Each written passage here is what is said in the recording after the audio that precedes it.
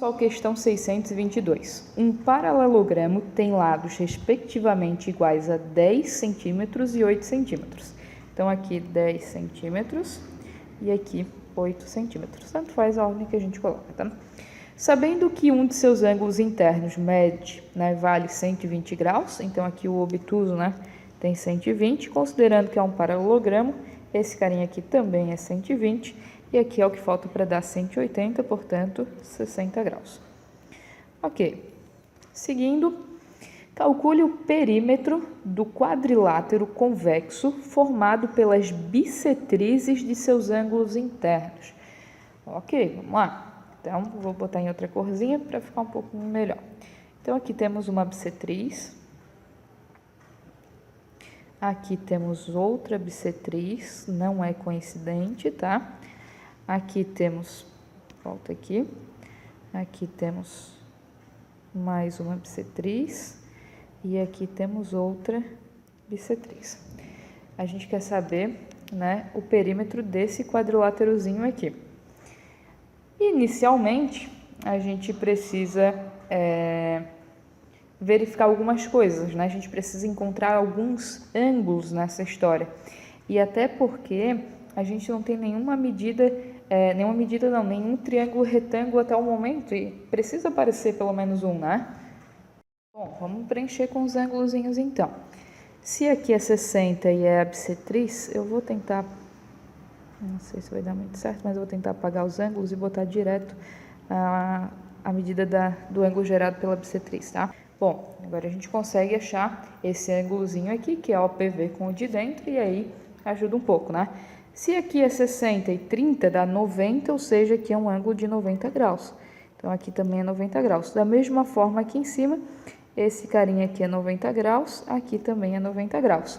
Então, a gente vai calcular, né? Até porque não vai ser um quadrado, a gente vai calcular a medida desse ladinho aqui e desse daqui, tá?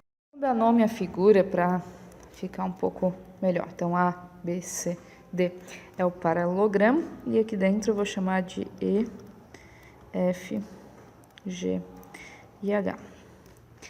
Olha só, eu olhando o triângulo, vou botar aqui primeiro, eu tentei fazer essa figura o maior possível para ficar um pouco melhor de enxergar, mas não ajudou muito. Eu vou olhar o triângulo AFD. Então, esse triângulozinho aqui. Depois a gente vai olhar esse triângulozinho aqui. Por quê? Porque se eu calcular esse cateto aqui, né, o AF, e calcular o AG, a diferença entre eles é o X. O mesmo processo a gente vai fazer para calcular o Y. Eu vou calcular aqui essa medidinha aqui, né? E depois eu calculo essa medidinha aqui. A diferença vai ser o Y, tá? Então, primeiramente, AFD. Eu quero calcular esse ladinho ali, AF, né? E o que a gente tem de informação é o AD, que é o 8 centímetros. Então, eu quero calcular o cateto oposto e tenho a hipotenusa. Então, a gente vai usar seno de 30 graus, igual ao cateto oposto, que é o AF, sobre a hipotenusa, que é 8. E o seno de 30 graus é 1/2. Então, aqui multiplicando cruzado, né? Eu vou já botar direto, porque senão vai faltar espaço. O AF vai ficar 2AF igual a 8. Passo 2 dividindo, o AF é 4. Então, descobrimos que do A até o F é 4. Eu vou fazer o mesmo processo aqui para o... Tá, vamos um de cada vez, né? Então, eu calculei o AF, agora eu vou calcular o AG. Tá? Então, segundo triângulo AGB. Temos, então, olhando 30 graus aqui, eu quero calcular o cateto oposto e eu tenho a hipotenusa, que é 10.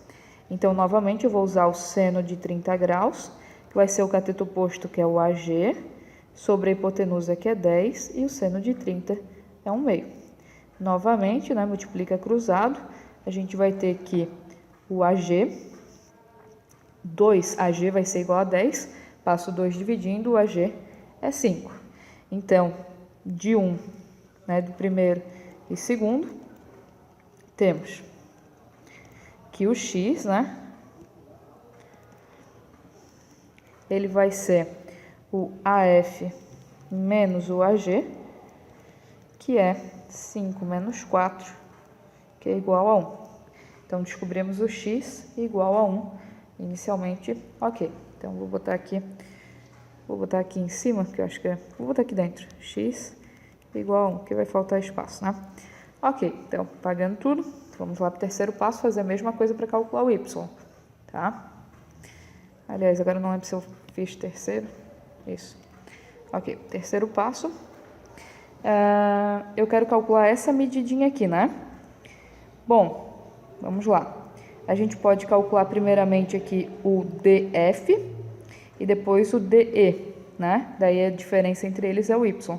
O DF eu vou usar o triângulo AFD, né? Novamente. Então, agora eu quero calcular o cateto, vou usar o 30 graus novamente, eu quero calcular o cateto adjacente e tenho a hipotenusa. Então, eu vou usar cosseno de 30 graus, igual ao cateto adjacente, que é o DF, sobre a hipotenusa, que é o 8, e o cosseno de 30 graus é raiz de 3 sobre 2, né? Multiplica cruzado, a gente vai chegar aqui o DF, ele vai ser... Aqui, 2df vai ser 8 raiz de 3, passo 2 dividindo, vai dar 4 raiz de 3. Quarto passo, a gente calculou o df, agora a gente quer o de. Então, de faz parte do triângulo DEC.